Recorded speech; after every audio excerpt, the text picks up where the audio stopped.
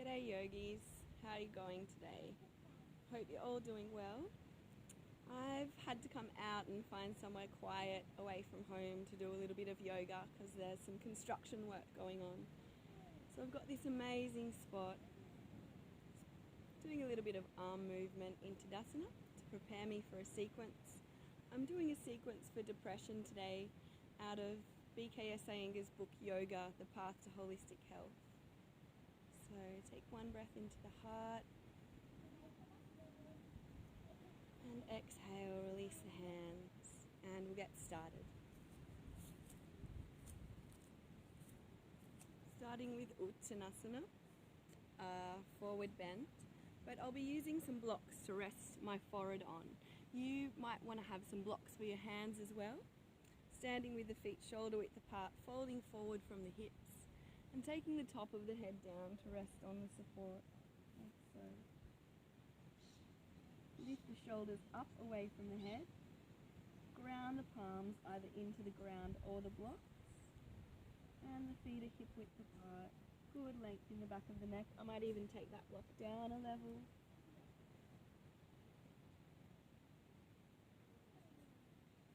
Holding for 4 or 5 breaths.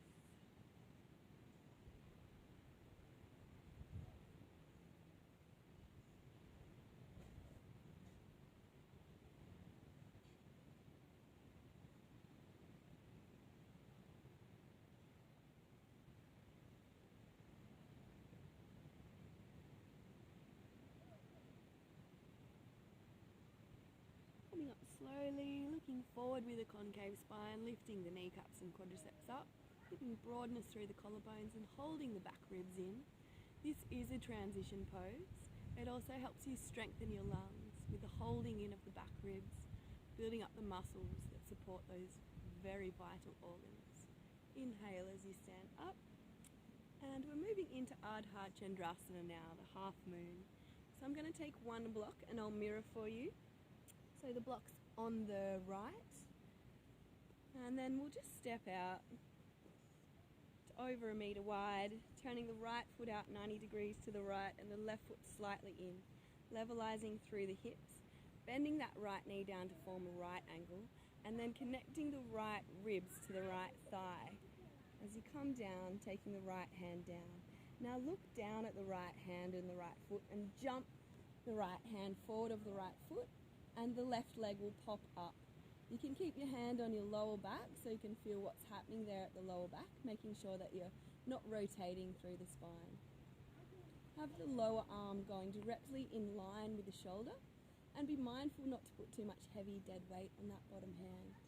Inhale, raise up the top arm, and then charge that top arm up. If you've got no neck problems, then you can turn the head to look up at the left hand thumb.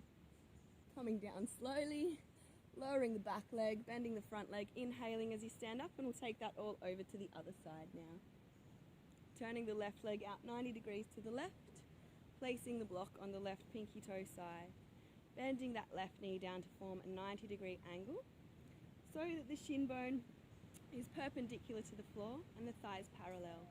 Now we'll connect the left ribs down to the left thigh, looking down at the left hand and foot, as we jump the left hand forward of the left foot and the back leg pops up, raising the right arm up, charging through the right arm, and then turning the head to look up at the right hand thumb. Charging through the raised leg heel makes the leg more dense.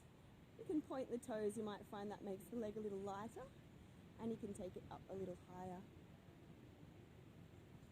Let's try coming down with more control on this side. Bending the left leg, lowering the right leg, inhaling as you come up to standing. Moving straight into a pose called Viparita Karani. It's a working pose for the legs, but it's resting pose for the head. I'll just turn around so I can see you there. Coming down, bring the head down, grounding the head. Again, you can use a block if you find it difficult to reach the floor with the crown of the head. Walking the hands back so they're in line with the feet and underneath the shoulders, shoulder width apart. Directing the elbows in so they're also not splaying out to the sides, but in nice and tight, building up those arm muscles. Then checking the outer edges of the feet are parallel, pressing down through the outer edges of the feet. You might find as you hold the pose, you can come a little further into it. Lift the shoulders up away from the head, and we'll hold for 3 breaths.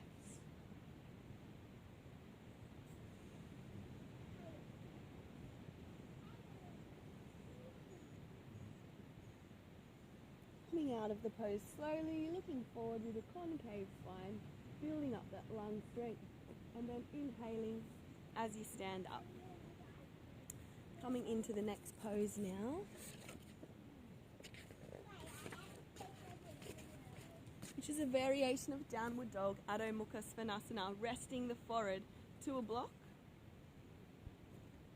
So having the hands placed shoulder width apart, walking the feet 3 or 4 feet back, and then placing the top of the head down onto a support. You can have that block on whatever height is right for you to rest the top of the head.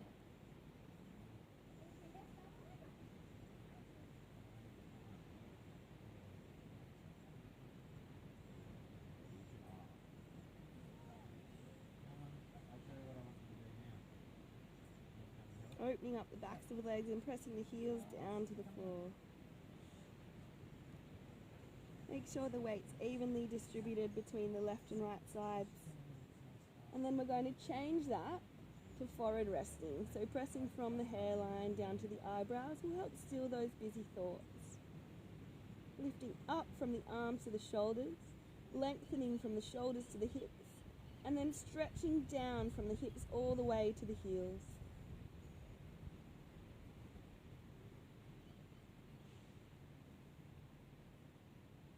And coming out of that pose now, you can walk your hands back in towards your feet and then inhale as you stand up.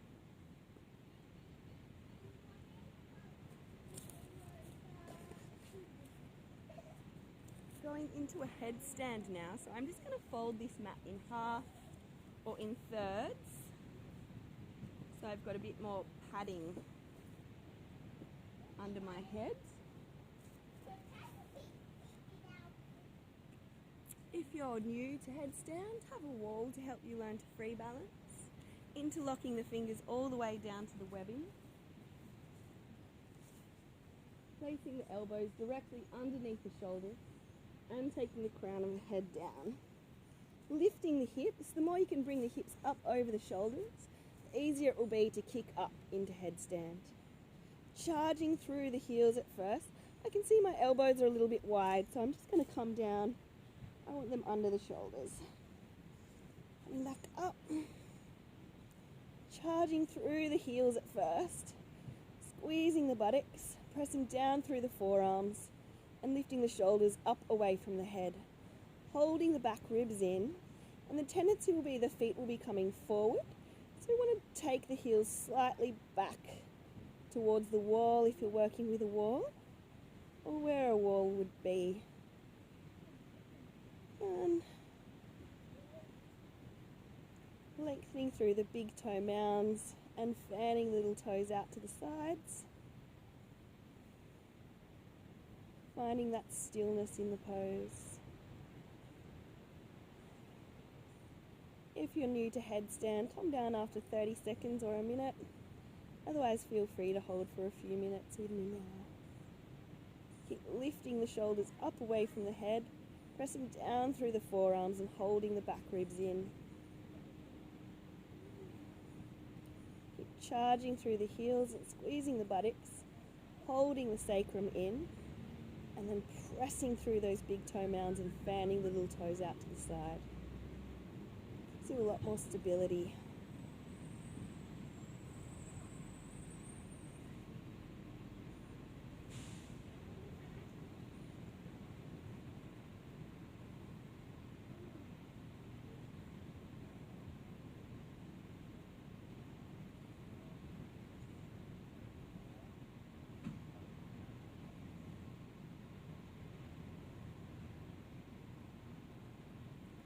And ready, coming down slowly with control, either 1 or 2 legs at a time.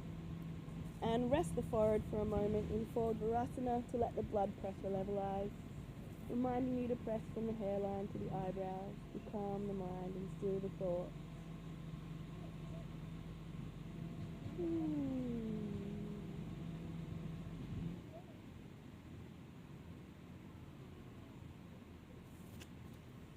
Inhale as you come back up.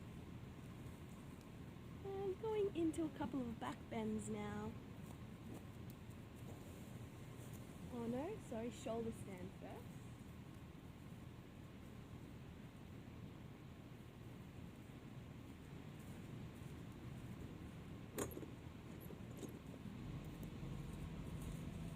Setting up for shoulder stand with my yoga chair and back bender.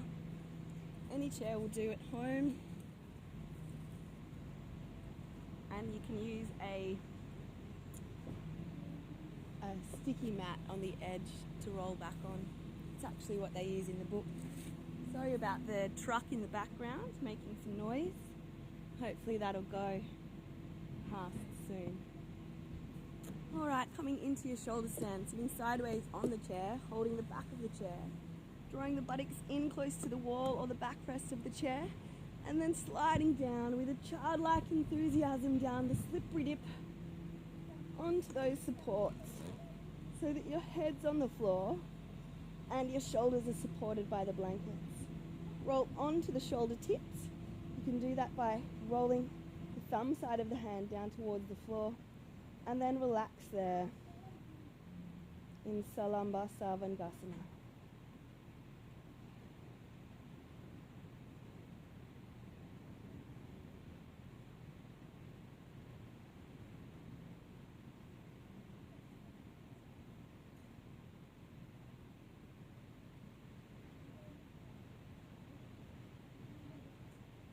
Lifting the chest and sternum and relaxing, releasing, letting go, feeling free. Sorry, there goes that noisy truck now.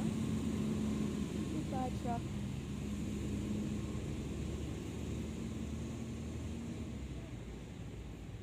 The beauty of yoga teaches you not to care or stress too much about those little things in life, noisy trucks and stuff. So in shoulder stand, the chin locks stagnating the flow of blood to the brain, which has a calming and even cooling effect on the brain.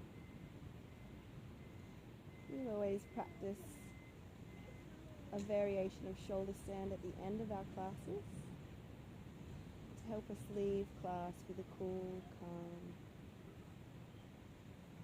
feeling.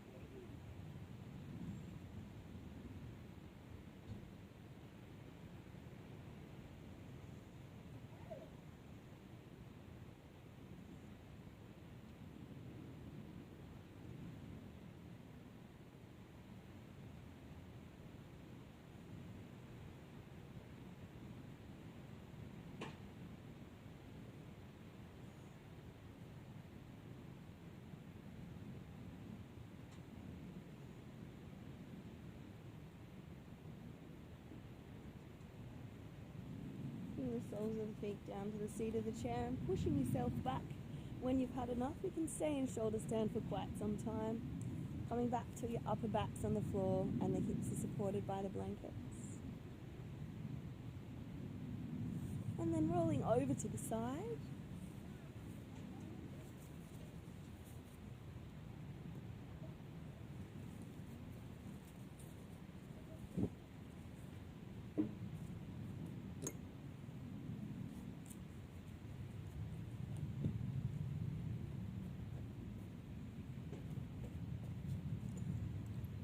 We're going into a variation of Viparita Karani now. I could have left my back bender on.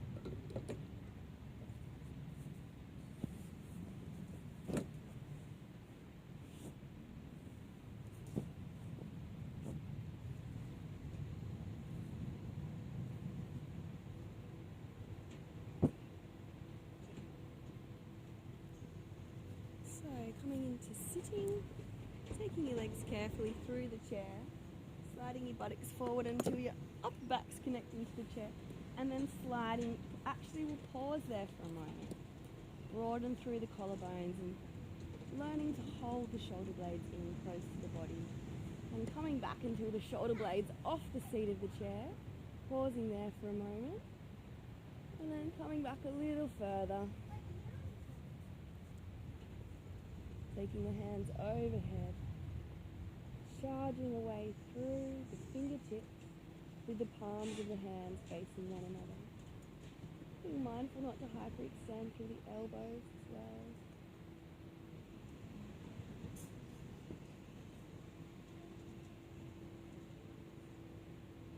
You can bring your hands down if you have a little back bender and hold the back bender. Or you can interlock the fingers behind the head like in headstand and have a similar arm position to what I have now.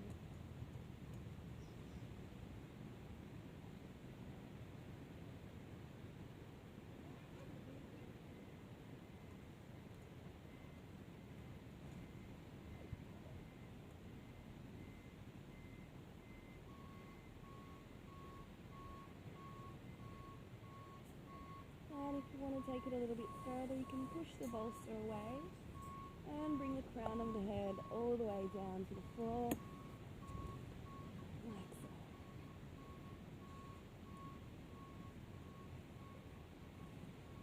I'm just taking the blanket because I'm still learning to bring my elbows down to the floor, so it's good to have something to press into.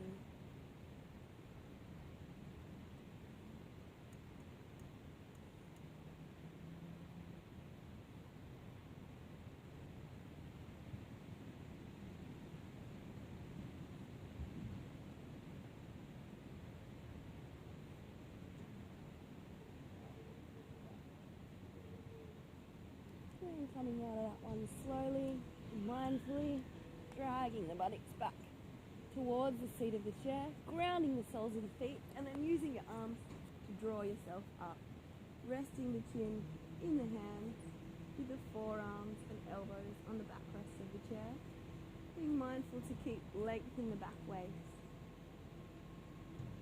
It's a good counter pose, lengthening out the spine after the back bend.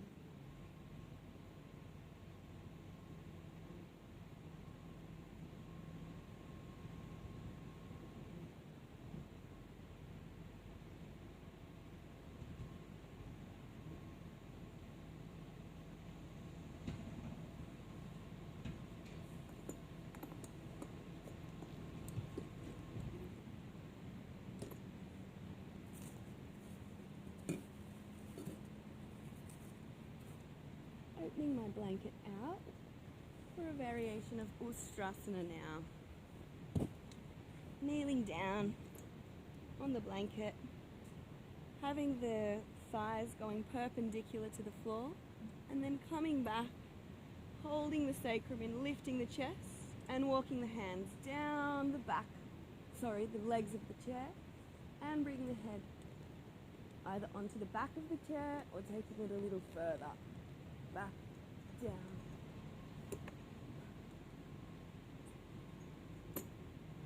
You can use a couple of blocks, placing them inside of the heels.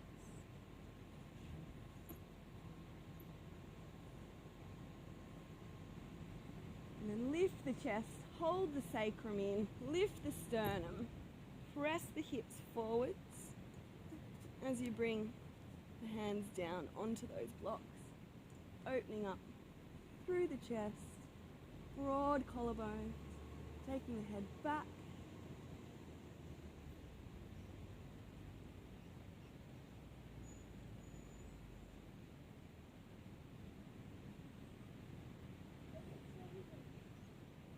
inhaling as you come up.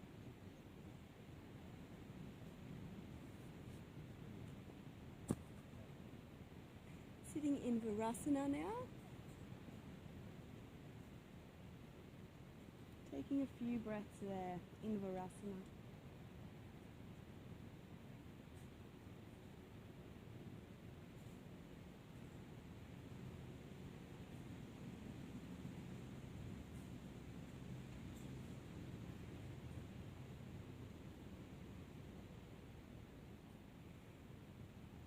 Baddha.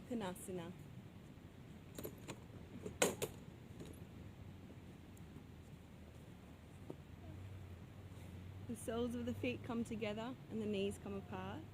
We lift up through the spine, the torso, and then we'll take the hands by the hips to encourage that vertical lift of the upper body.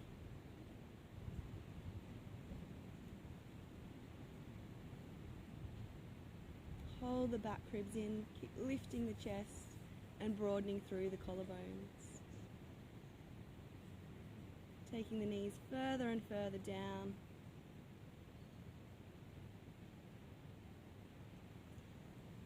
Similar pose now. Taking a back bend.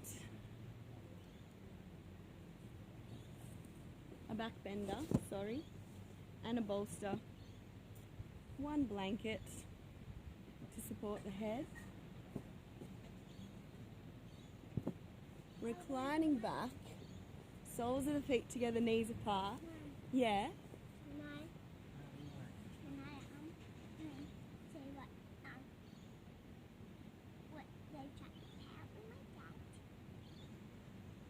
If you feel like it. And then reclining back into Supta Baddha.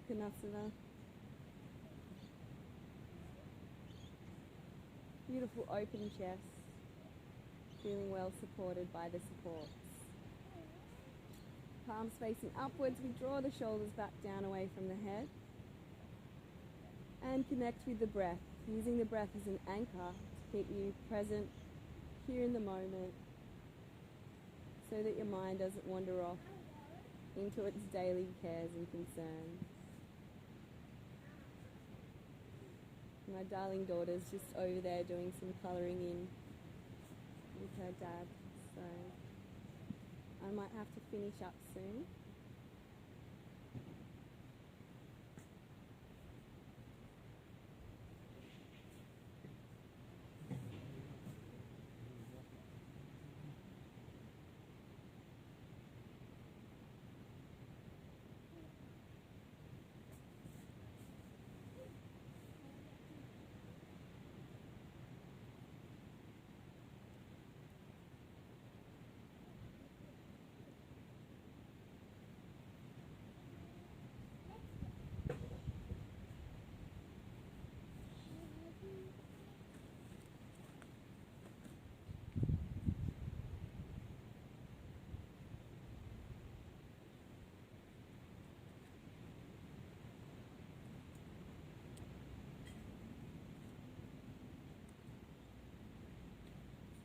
I'm more than halfway through, sweetie, so I won't be too much longer.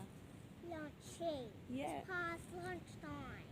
Okay, we can go and get lunch if you want. I'm just going back into Supta Virasana now. So the knees come forward and the toes go straight backwards, and we're reclining back over those supports once more.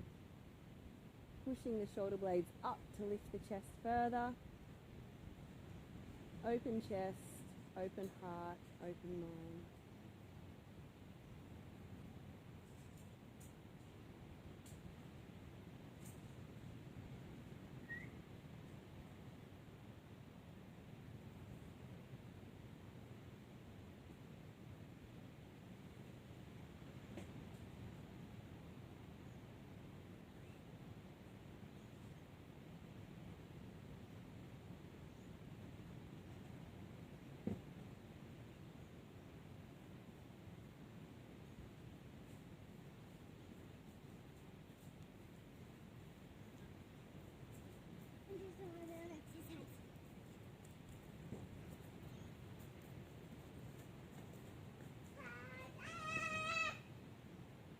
Bring the chest up first, bring the head up afterwards,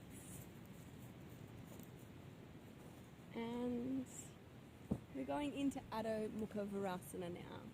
So we'll just turn around, big toes together, heels apart. You can place a blanket under your shins if you would prefer a bit of more softness under there.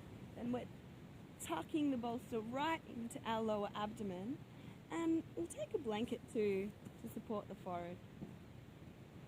A rolled blanket.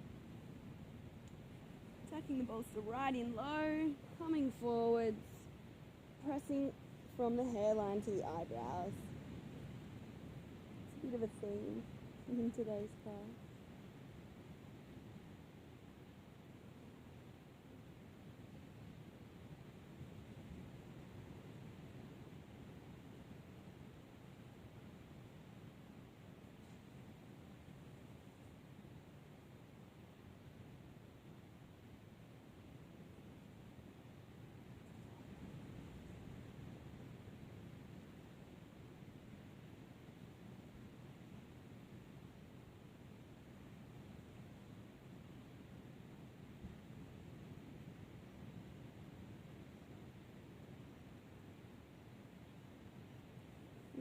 Such a beautifully nourishing pose.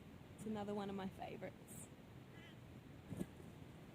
Sitting up, we'll go into Virasana once more.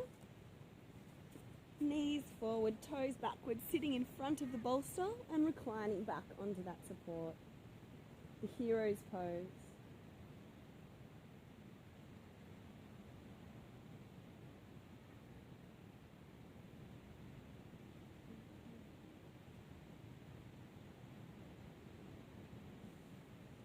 Inhaling as you're coming back up to sitting, leading with the chest, bring the head up last.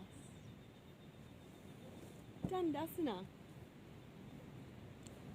The staff pose. Be sharp on the sitting bones by moving the flesh of the buttocks out of the way. Roll the shoulders back and down and then press the backs of the legs down to the floor and lift the torso up away from the floor. So it's a counter action, pressing the legs down, lifting the body up. You might even want to inhale and raise the arms up, charging the arms up, and feel how that lifts all the way up through the spine. Taking the hands back down by the hips, maintain that lift, and then see if you can bring the chest and sternum up even further. Hold the shoulder blades in, hold the back ribs in, and you'll feel the power of Dandasana starting to build up now. It's quite a strong pose. Coming forward into Paschimottanasana, taking hold of the soles of the feet or using a strap to catch around the feet if you would like to, and then taking the forehead down to rest on some kind of soft support.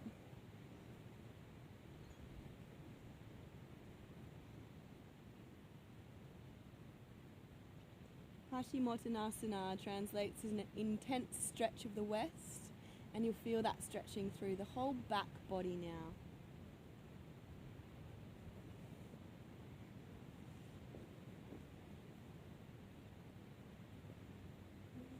Holding for a few breaths, allowing the stillness to come into the pose, and keep drawing the shoulders back down away from the head, folding the back ribs in and bringing the chest and sternum forward.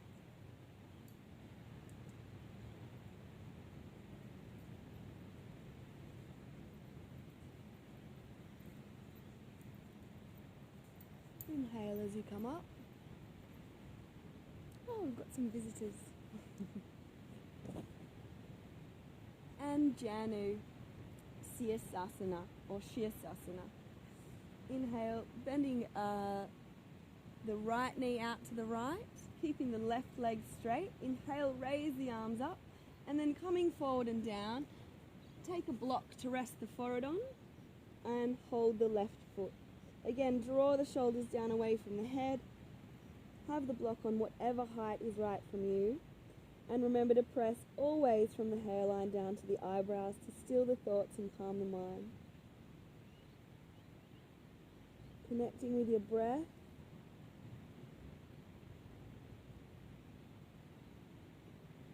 And just holding for a couple more breaths.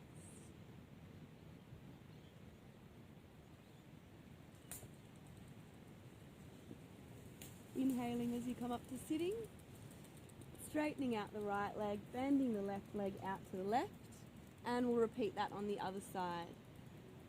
So inhaling, raising the arms up, good length in the torso, stretching forward, taking the forehead down to that block, and catching the foot or the strap, and then drawing the chest and sternum forward and the shoulders back down away from the ears.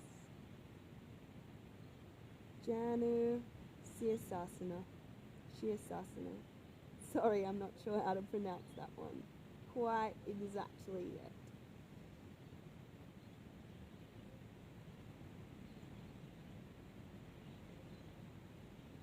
I'm just holding for a couple more breaths.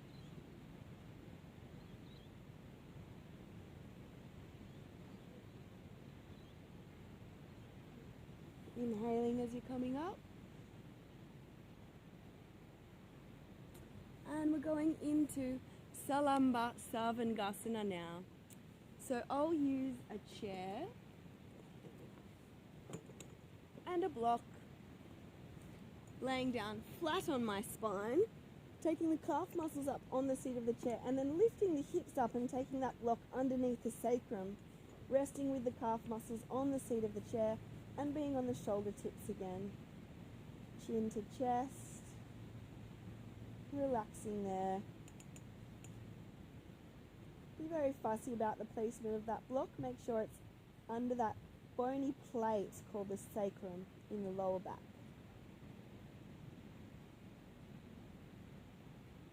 And you can take a couple of long, soft, slow, smooth inhalations and long, soft, slow, smooth exhalations.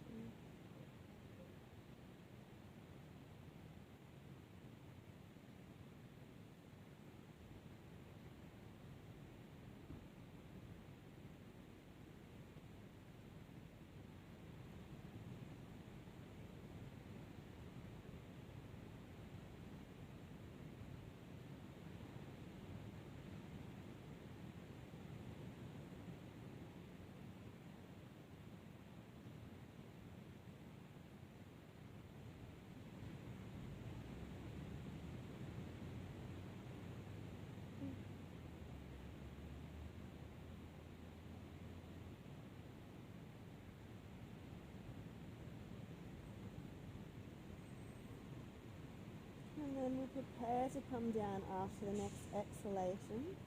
Taking the soles of the feet to the chair, lifting the hips, and we'll come down incrementally, turning the block down to the middle height. Catching the coccyx and the tailbone, the tailbone / coccyx and the sitting bones, and kind of subtly tilting the pelvis upwards, lengthening through the lumbar spine. It's a great release for the lower back.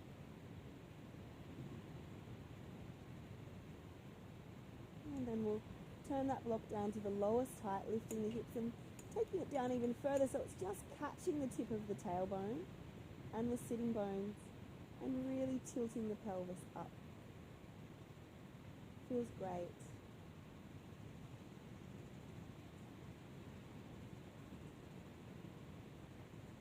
And then take the block out completely, lay flat on the back for a moment.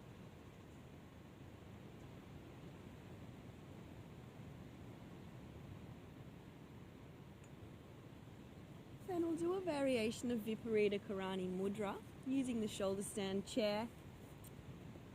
If I had a wall handy, I would just take my bolster underneath my hips and take my legs up the wall. We'll see how we go without a wall using the shoulder stand props. So we'll come onto it this way. Drag the buttocks in, sliding down, whee, with a childlike enthusiasm onto the supports. Oh, that feels great. And then lifting the feet up.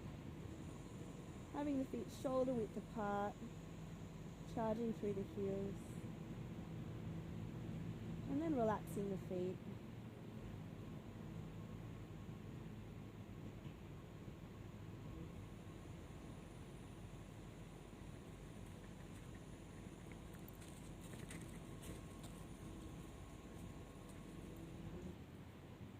Hello.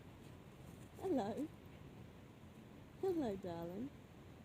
I don't know whose dog this is or where it came from, but it's very friendly. His name's BJ. Hey, BJ. Where's your owner? I'm just finishing up a little yoga sequence here, BJ. Thanks, darling.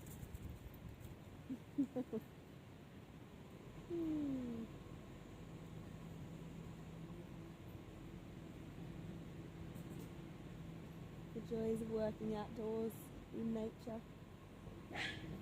Ooh, hope BJ's okay.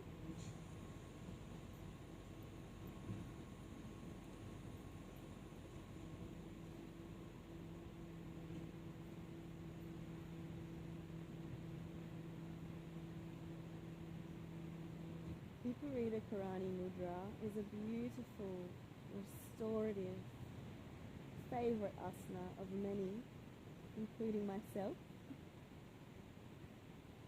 The effects it has on your body, not only your body, but your mind as well. Mind and mood in Cancer.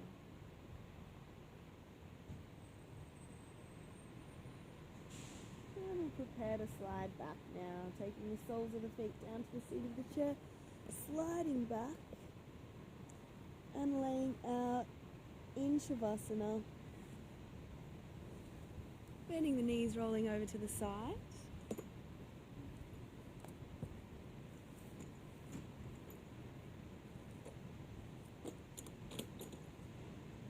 I'm going to take my bolster long ways. We'll do a little bit of breath work in our Shavasana today, and using one blanket under the head for a pillow, like so. Sitting in front of the bolster, reclining back evenly onto the supports, and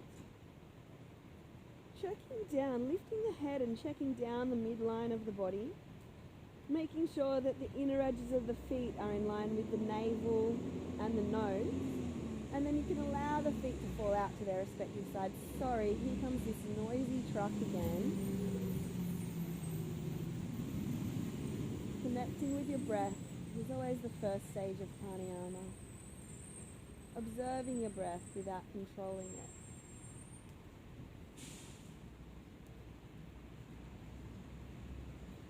And then we'll bring in a little bit of square breathing. Breathing in for your count of 5. And out for your count of 5.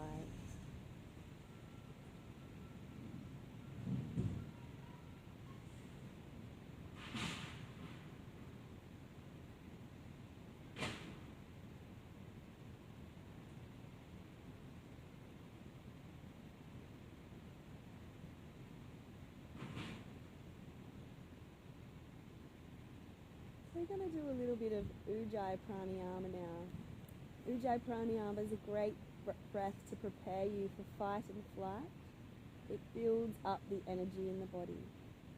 So dipping the lower abdomen as you're breathing in, launching the breath into the lungs in your chest and filling up all the way to the collarbones, out to the armpits and the side ribs, without allowing tension to come into the throat or the face. If you feel tension in the face or throat, you've gone too far. Holding at the top for a couple of seconds, and then dipping the upper abdomen as you release the breath with a long, soft, slow, smooth exhalation. We'll do a couple more rounds together, and we'll add a little bit more technique as we go. Dipping the lower abdomen, breathing in, filling up, chin to chest. This time adding the bandhas, drawing back the navel and scooping back the pelvic floors, holding, allowing that prana to percolate in your body and build up your vitality. Then release the bandhas, the navel, the pelvic floor, the chin lock, and release the breath, dipping the upper abdomen as you breathe out. One more round. Dip the lower abdomen, breathe in. Full inhalation.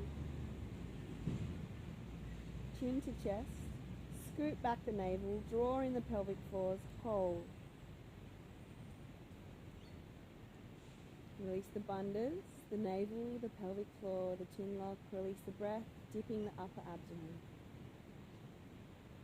Allow your breath to resume its normal tidal breathing, we call it in yoga, normal breathing, because it's sequential but irregular, like the cycles in nature, the tides in the sea. It's a beautiful analogy. We'll finish up with our rest and digest breath now, some Viloma pranayama. This one we focus on the exhalation a little more than the inhalation. We'll still take a full breath in and then breathe out with a long, soft, slow, smooth exhalation, and then pause for a few seconds before breathing in once more. Breathing in, breathing out, and pausing. Breathing in, breathing out, and pausing. Release the breath control. Nothing to do, nothing to think about. And start reawakening the senses of the body by wriggling your fingers and toes, listening to the sounds around you far and wide, bending the knees up, rolling over to the side, to the right generally. Unless you're pregnant, then you'd roll to the left. Inhale as you come up to sitting, and we'll finish this sequence sitting in cross leg. Roll the shoulders back and down. Bring the hands into prayer position at the heart. Use the base of the thumbs to physically lift the heart upwards, and then bow the head towards the heart, uniting the intuitive intelligence of the heart with the intellect of the mind, and salute the spark of divinity inside of you, which we all share. For raising your head, opening your eyes, and namaste. Thank you for watching. I hope you enjoyed that practice. You can always take a little more time to go through some of those asanas. As you could see, my daughter was getting a little bit impatient, so I should go and catch up with her. Thanks again for watching. Many blessings upon you all. Stay well, stay happy, stay peaceful.